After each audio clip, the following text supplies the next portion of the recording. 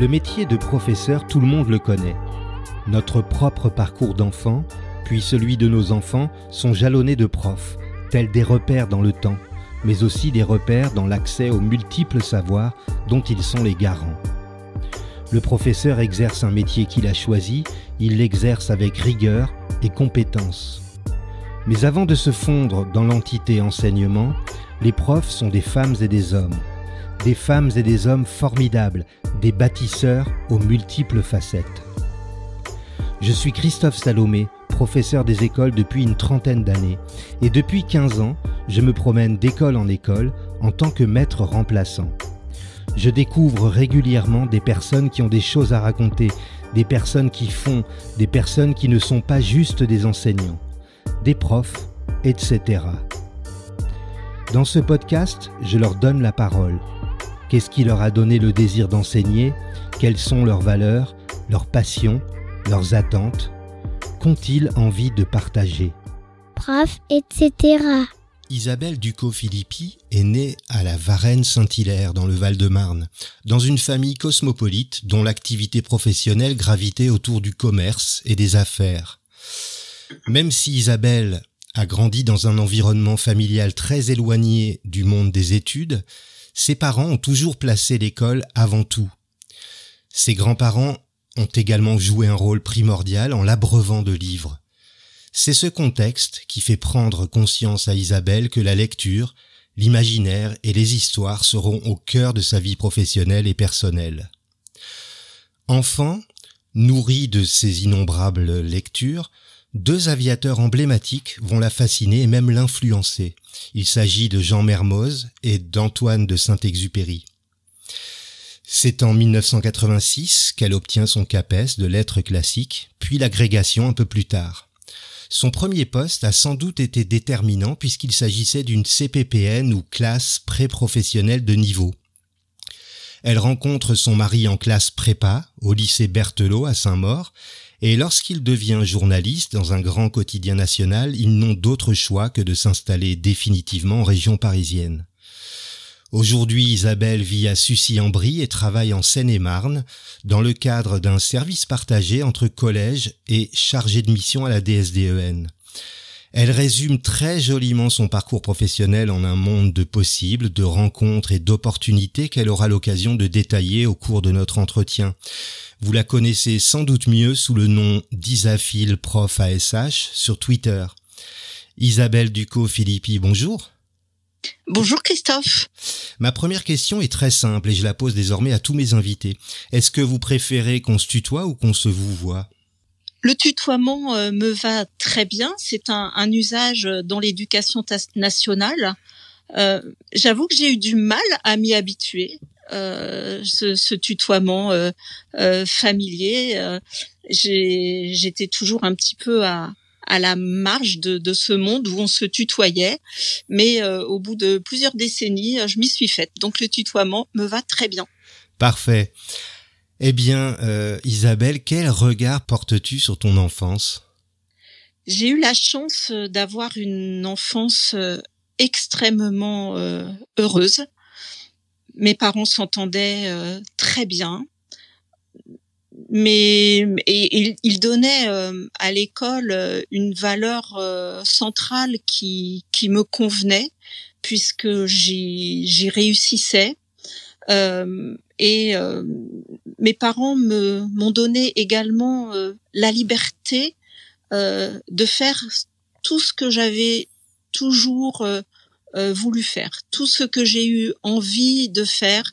Mes parents, qui étaient très très ouverts et très tolérants, m'ont donné la possibilité de le faire. Ainsi, quand j'ai voulu devenir pilote, parce que c'était ma première vocation. Quand j'ai voulu devenir pilote d'avion, à 14 ans, ils m'ont offert des cours d'aviation. Et ils trouvaient très bien qu'à l'époque, une fille veuille devenir pilote. Et donc j'ai pu passer mon brevet de pilote quand j'avais 16 ans. C'est passionnant. Tu parlais de l'importance de l'école aux yeux de tes parents et au tien également, puisque j'ai compris au travers ton témoignage que l'école avait une importance toute particulière. Quel est ton meilleur souvenir en tant qu'élève ? J'ai rencontré des professeurs exceptionnels tout au long de ma scolarité, du CP jusqu'aux classes préparatoires. Mon premier souvenir et le meilleur peut-être, c'était en classe de CP où j'avais une institutrice qui m'a ouverte à la lecture, qui nous lisait des histoires tous les jours. Nous commencions tous les jours la journée de classe par une lecture et grâce à elle, je suis entrée de plein pied dans les histoires, dans le pouvoir extraordinaire des histoires, dans la compréhension d'autrui, dans l'imaginaire. Et je pense que ça a été cette façon d'entrer dans l'éducation qui m'a façonnée très rapidement. Mmh. J'ai rencontré d'autres professeurs extraordinaires et deux souvenirs me reviennent en tête. Un souvenir, je devais être en 5e, où notre professeur de français avait monté un spectacle autour du Petit Prince en théâtre d'ombre chinoise et illustré par la musique de Genesis. Mmh. C'était extraordinaire. Et puis après, en classe prépa, la rigueur du travail de version où avec mon professeur de latin et de grec, nous pouvions passer 4 heures sur une ligne de grec ou de latin. Alors justement, pendant cette période, tu as été quel genre d'adolescente ? J'étais une adolescente qui ne rentrait pas forcément dans le moule des adolescents de cette époque-là, donc entre 70 et 80, c'est-à-dire que la musique, la mode, disons les sujets qui intéressent fréquemment les adolescents ne m'intéressaient pas. J'avais une forte personnalité, je ne me soumettais pas aux tendances. Par exemple, j'ai comme tout le monde, comme beaucoup plutôt, j'ai goûté ma première cigarette à 13 ans et j'ai tout de suite dit bon, ça c'est pas pour moi, je n'aime pas du tout et je n'ai plus jamais refumé derrière cette première cigarette. Et puis c'était l'époque aussi où j'étais complètement avgeek. Avgeek, c'est un terme pour dire passionné d'aviation. Ouais. Donc je m'habillais avec des combinaisons de pilote, même quand j'étais au lycée. Je vivais ma vie, mes passions de lecture, d'aviation. J'étais moi. Prof, etc. Alors, est-ce que ces périodes de l'enfance et de l'adolescence ont influencé ton choix du métier de professeur que tu exerces aujourd'hui ? Ah, complètement, parce que, comme tu l'as très bien dit dans ton introduction, j'ai été nourrie et abreuvée de livres dès que j'étais en capacité de lire, ce qui fait que j'ai développé un goût immodéré et une capacité de lecture très importante. À 6 ans, je lisais les oui-oui comme beaucoup d'enfants à cette époque-là, mais à 8 ans, j'étais déjà sur la Comtesse de Ségur. À 11 ans, je lisais tout Alexandre Dumas. À 13 ans, Solzhenitsyn. Donc, j'ai toujours su que la lecture constituerait le cœur de ma vie professionnelle. Donc pour moi, il n'y a jamais eu d'autre perspective que celle d'être professeur de littérature, professeur de français. Et d'autre part, ce goût pour l'aviation, ça révèle aussi un goût pour la liberté, pour ne rien s'interdire, pour tenter de nouvelles expériences. C'est ce que faisaient Mermoz et Saint-Exupéry. Et évidemment, en toute humilité et sans me comparer à ces légendes, j'ai essayé de mettre cela dans ma propre carrière professionnelle. J'ai toujours cherché à aller plus loin, à emmener les élèves plus haut dans un mouvement de verticalité. Ce mouvement de verticalité est très important dans la construction de ma vie personnelle et professionnelle. Et je pense que ça vient de ma passion pour l'aviation.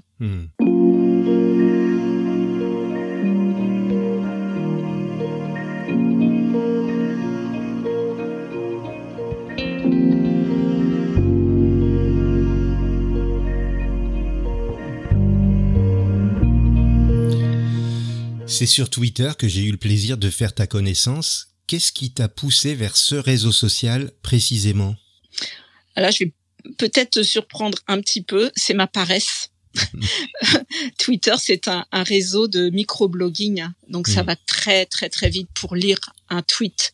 À l'époque même, pour écrire, on était limité à 140 caractères, et ça me définit très bien. Alors quand je dis paresse, c'est un petit peu provocateur, mais disons que dans la vie que je mène, avec beaucoup de travail, la vie de famille, etc., il était pas question pour moi de passer beaucoup de temps sur les réseaux sociaux.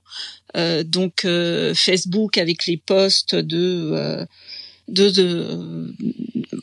des pages très nombreuses à lire, ça n'était pas possible. Je ne voulais pas m'inféoder à passer trop de temps sur un réseau social. Et donc, quand j'ai découvert Twitter, qui est un réseau de microblogging, ça me correspondait totalement parce que c'était très rapide à lire et à écrire.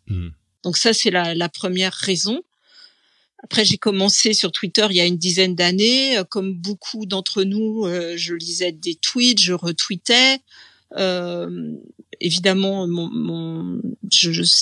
c'était l'éducation qui m'intéressait d'emblée. Pour moi, c'était pour des raisons professionnelles, rien d'autre. Ouais. Mais en retweetant, finalement, j'étais très peu active, comme beaucoup de personnes qui sont sur Twitter.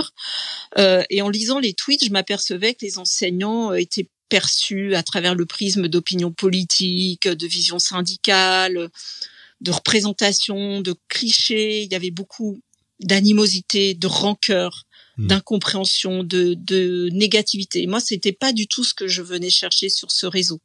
Moi, je l'ai toujours considéré d'emblée comme un monde de partage, de solidarité, de réflexion collective. Et donc, j'ai commencé à écrire des tweets qui reflétaient ma vision de l'école. C'est-à-dire une école à l'écoute de tous les élèves, y compris et surtout les plus vulnérables, les plus fragiles. Une école exigeante, une école bienveillante, une école claire, débarrassée des dictates imposés par la hiérarchie, par la tradition. Moi, je voulais une école éclairée par l'apport de la recherche. Alors voilà, tu nous fais vraiment rentrer dans le dur, hein. Ton activité sur Twitter est principalement axée sur l'école inclusive et les élèves à besoins éducatifs particuliers. Qu'est-ce qui t'a conduit à évoluer depuis une certaine recherche de l'excellence, je rappelle que tu es agrégé de lettres classiques, vers une action beaucoup plus ciblée auprès des élèves les plus vulnérables? En fait, je n'ai pas choisi de m'intéresser aux EBEP, aux élèves à besoins éducatifs particuliers. Ce sont eux qui sont venus à moi et qui se sont imposés à moi dès ma première année d'enseignement pour construire la professeure que de toute façon je voulais être et que j'espère être devenue, en tout cas que je m'attache à construire encore aujourd'hui au jour le jour.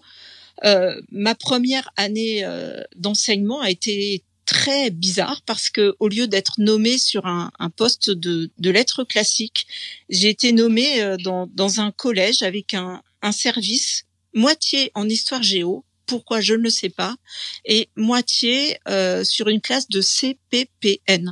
Donc la CPPN à l'époque, c'était dans les fin des années 80, c'était la classe pré-professionnelle de niveau. Ça correspond un peu, je pense, au SECPA d'aujourd'hui. Et donc j'étais nommée sur ce poste où je faisais de l'histoire géo et où 9 heures par semaine, j'étais le professeur principal de ces élèves de CPPN. Ces élèves étaient des élèves différents, très très grandes difficultés scolaires. Ils étaient très éloignés du lire, de l'écrire. C'était des élèves qui étaient incasables, et qu'on avait casé là, en fait, dans cette classe. Et cette première année a été fondatrice pour moi. C'était très dur. J'ai failli démissionner. J'ai beaucoup pleuré. C'était tellement éloigné des ors de la Sorbonne que je venais de quitter. C'était tellement éloigné du grec et du latin auquel j'avais consacré 10 ans de ma vie. Et je me retrouvais devant ces élèves. Je me suis posé beaucoup de questions. Qu'est-ce que je devais faire? Est-ce que je devais démissionner ou est-ce que je devais essayer d'accompagner ces élèves? Donc cette année de questionnement où certains élèves me terrifiaient, me faisaient peur, a été une année où finalement j'ai construit ma posture d'enseignant qui est encore la mienne aujourd'hui. Je suis là pour accompagner et faire grandir les élèves, quel que soit leur niveau. Tous les élèves ont du potentiel. J'ai découvert dans cette première année-là le postulat d'éducabilité qui est encore celui qui me fait lever chaque matin quand je vais donner des cours aux élèves, quand je vais construire de l'enseignement avec des élèves. Chaque élève peut apprendre. Prof, etc. Tes tweets se partagent entre une veille sur l'école inclusive au sens large et des publications réflexives, didactiques et parfois une simple question ou une phrase pour nous amener à nous interroger sur ces enjeux. Comment organises-tu ta présence finalement assez intense sur ce réseau social ?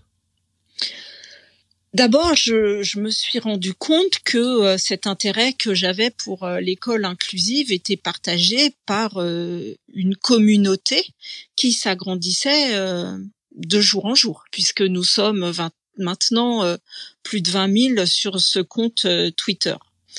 Je n'ai pas la prétention de donner des conseils à qui que ce soit, et j'organise ma présence sur ce fil non seulement par rapport à des ressources que j'ai accumulées au cours des 3 décennies précédentes et dont je m'aperçois qu'elles ne sont pas toujours connues, et je pense qu'elles auraient intérêt à être connues, et je les partage. Donc il y a d'abord ce partage de ressources que j'ai moi-même acquises, assimilées. Je me les suis appropriées progressivement. Et puis d'autre part, comme j'essaye beaucoup de faire en sorte que ce fil soit au service du développement professionnel et personnel de tous ceux qui s'intéressent à l'éducation, j'y mets des réflexions, un éclairage, des perspectives, des questions qui me traversent à chaque fois que je rencontre des collègues, que je suis moi-même avec des élèves. Ce qui fait que je n'organise pas consciemment ma présence sur Twitter. Celle-ci est le miroir de mon âme, de mon cœur et de mes expériences professionnelles au jour le jour. C'est vrai que on voit quelque chose de quotidien en fait dans ta présence. Quotidien parce que, alors je vais dévoiler quelque chose, je suis une early bird, c'est-à-dire que je me lève très tôt le matin, ou plutôt je me réveille très tôt le matin, à une heure à laquelle la plupart d'entre nous dormons encore. À 5h30 en général, je suis réveillée, avec l'esprit très affûté. J'aimerais bien avoir cet esprit-là toute la journée, mais non, en fait, non. Mais le matin, à 5h30, oui, j'ai l'esprit assez affûté. Et donc, j'aime bien commencer ma journée par 20 minutes sur Twitter où je lis quelques tweets et puis ça me permet généralement entre 6h et 7h d'écrire un message, pas tous les jours, mais tous les 2-3 jours, et ça me permet d'écrire un message, soit une réflexion, soit je pense à une ressource qui pourrait aider les collègues. Et je crois que c'est ça aussi qui a fait un peu le succès de ce fil, parce que quand les collègues ou les parents se réveillent, et il y a une activité très forte sur Twitter entre 7h30 et 8h30, eh bien j'ai déjà écrit un tweet. Et je pense que si je n'avais pas été un early bird, eh bien mon fil finalement n'aurait pas eu la chance d'être suivi et lu par ces milliers de personnes. Justement, tu l'as dit tout à l'heure, ton fil rassemble un peu plus de 20 000 abonnés. De quelle nature sont les rapports que tu entretiens avec cette communauté ? Alors, premièrement, je ne réponds jamais à tout ce qui est haine sur Twitter. Et nous savons que Twitter est un réseau social où il y a beaucoup de haine, de trollage. Donc, je ne réponds jamais à cela. Je me suis fait une règle. Oui, je me fais troller, je me fais moquer. Je ne réponds jamais. Les gens pensent ce qu'ils veulent. Moi, je ne rentre pas dans ce système-là. Et après, beaucoup de collègues me posent des questions directement sous les tweets. Je ne réponds jamais sous les tweets. Je fais toujours un message privé. Pour moi, Twitter, ça n'est pas une messagerie. Donc, je ne réponds pas sous les tweets. En revanche, à chaque fois que je suis sollicitée via la messagerie privée qui est ouverte à tout le monde, je réponds du mieux que je peux. Il y a des étudiants, il y a des collègues, il y a des parents. Toutes sortes de personnes me sollicitent. Et si je peux, je donne une indication, un conseil, une aide, mais toujours avec beaucoup d'humilité. Encore une fois, je n'ai pas du tout la prétention de tout savoir en pédagogie et en école inclusive. Donc, je donne plutôt des pistes que des recommandations, et en tout cas jamais d'injonctions. Prof, etc. Je n'en ai pas parlé dans ton portrait, mais tu es également autrice. Tu as publié, entre autres, en 2021, « Accompagner les élèves 10, c'est possible » aux éditions ESF Sciences Humaines. À qui s'adresse ce livre et qu'est-ce qu'on y trouve ? Alors oui, je suis autrice, j'écris beaucoup. Tu as cité ce livre-là, mais j'en ai écrit d'autres. Ce livre-là, je l'ai écrit d'abord et avant tout pour les collègues qui se trouvaient démunis par rapport à l'aide qu'ils souhaitaient apporter aux élèves qui présentent un ou des troubles spécifiques du langage et des apprentissages. On dit les troubles 10. Il se trouve que, étant aussi enseignante spécialisée, j'ai le KPI, j'ai développé une expertise précisément sur ces élèves-là. Une expertise à la fois théorique, mais une expertise aussi très pratique, très pragmatique sur comment faire en classe pour aider, pour accompagner plutôt ces élèves, pour ne pas leur rajouter des obstacles supplémentaires dus aux troubles. Et donc, j'ai souhaité, dans ce livre, m'adresser à mes collègues qui avaient des élèves 10 en classe. Nous en avons tous. Il y a environ 8% d'élèves 10. La prévalence est environ 8%. Donc nous avons tous des élèves 10 en classe. Nous ne savons pas forcément de quoi il s'agit. Nous ne savons pas quoi faire. Nous ne savons pas comment les repérer, comment leur parler, comment les accompagner, comment accompagner les familles. Donc, j'ai souhaité partager mon expertise auprès de mes collègues. Le livre s'adresse aussi aux parents qui sont eux-mêmes très démunis, à la fois dans le parcours de santé pour arriver jusqu'au diagnostic, et puis ensuite pour accompagner dans le travail personnel leurs enfants. Prof, etc. Alors tu l'as dit, tu as également publié de nombreux ouvrages dans le cadre de ta matière, les lettres classiques.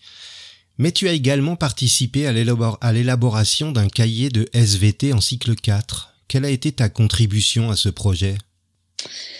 Alors c'est un projet sur lequel j'ai beaucoup travaillé avec un inspecteur de SVT et aussi des collègues de SVT. Et l'idée de ce projet était de faire un cahier de SVT où l'on prenait les élèves main dans la main pour les aider à construire le raisonnement scientifique. Les manuels scolaires sont souvent une juxtaposition d'exercices, de fiches, de schémas, notamment en SVT. Et ma contribution a été finalement d'aider les collègues qui écrivaient le manuel à rendre explicite la démarche du raisonnement scientifique. Donc, je les ai beaucoup aidés à être davantage explicites dans leur démarche. Et ça rejoint en particulier toutes les publications sur l'explicitation. J'allais le relever, effectivement. C'est tout à fait emblématique de ce à quoi on assiste actuellement, et peut-être que tu as été précurseur dans ce domaine-là. Les élèves à besoins éducatifs particuliers et justement ceux qui ont des troubles cognitifs ont besoin d'être accompagnés sur la cognition, donc sur leur façon d'apprendre. Et on peut les guider plus explicitement pour passer d'une activité à l'autre, pour construire le raisonnement. Et c'est ce que nous avons cherché à faire dans ce cahier de SVT.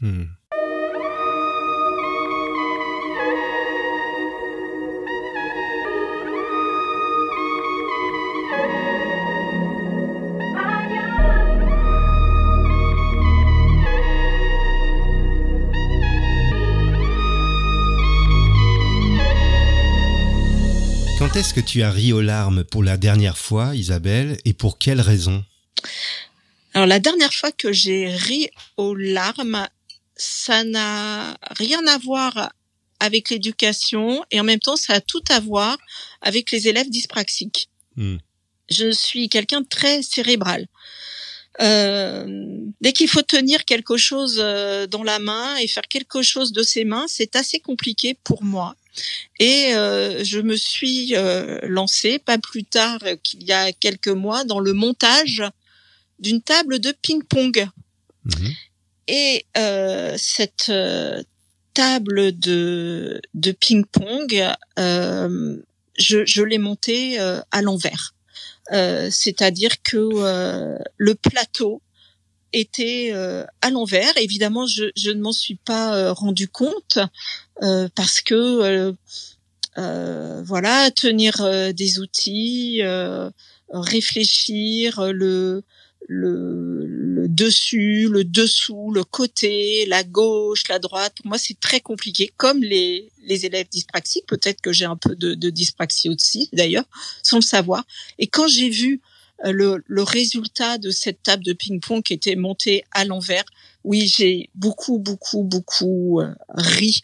Et puis une dernière fois aussi que j'ai énormément ri, mais ça a le même rapport. J'ai voulu tricoter une écharpe pour une amie. Je lui avais promis quelque chose de magnifique. Évidemment, ça a été horrible. Il y avait des trous partout. Et on a tellement ri en regardant cette écharpe qui n'avait aucune allure, qui était pleine de mailles lâchées. Donc oui, je ris beaucoup de ma maladresse. C'est drôle parce que tu viens de me rappeler quelque chose. J'ai un ami, moi, qui est probablement, le diagnostic n'a pas fait, d'ailleurs, il a été élève dans son adolescence d'une classe de CPPN, et il est aujourd'hui mécanicien dans l'automobile. Et cet ami a beaucoup de difficultés à accéder à l'écrit, à la lecture, etc.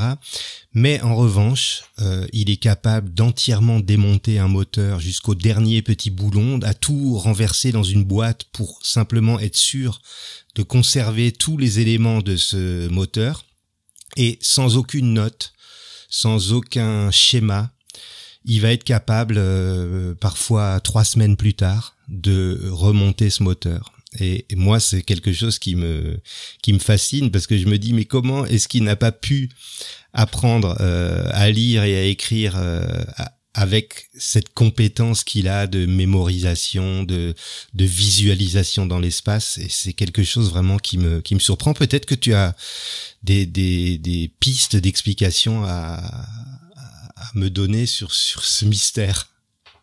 Je n'ai pas de piste d'explication. C'est un mystère aussi pour moi. Effectivement, visualiser dans l'espace un objet, compter, sont des choses qui sont extrêmement difficiles pour moi. Et j'avoue que j'ai construit ma vie sans cela. Et en revanche, ton témoignage sur ton ami me fait penser que lui et moi, on aurait été sans doute un couple parfait dans la complémentarité. Lui dans tout ce qui était très très manuel, et moi très cérébral et intellectuel. Et on aurait sans doute fait de grandes choses ensemble. Et je crois que justement, c'est tout l'intérêt dans la classe d'avoir des élèves qui ont des compétences extrêmement différentes et qui se mettent ensemble autour d'un projet. Ouais. Je crois beaucoup à la coopération.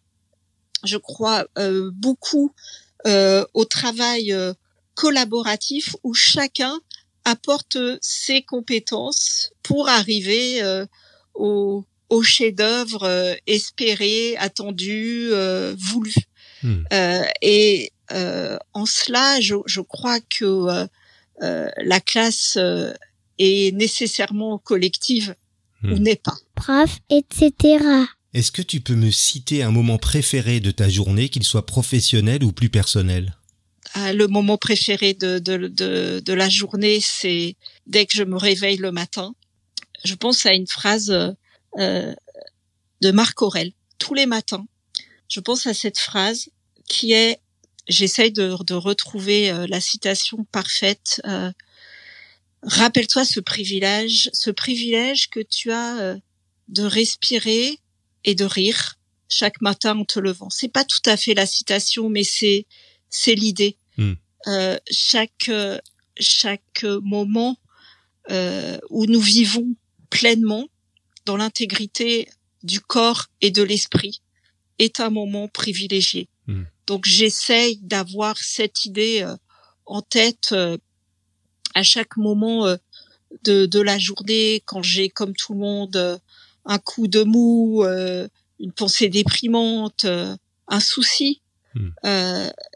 Nous vivons, nous respirons, et c'est un privilège. Donc profitons de chaque moment de la vie quand elle est là.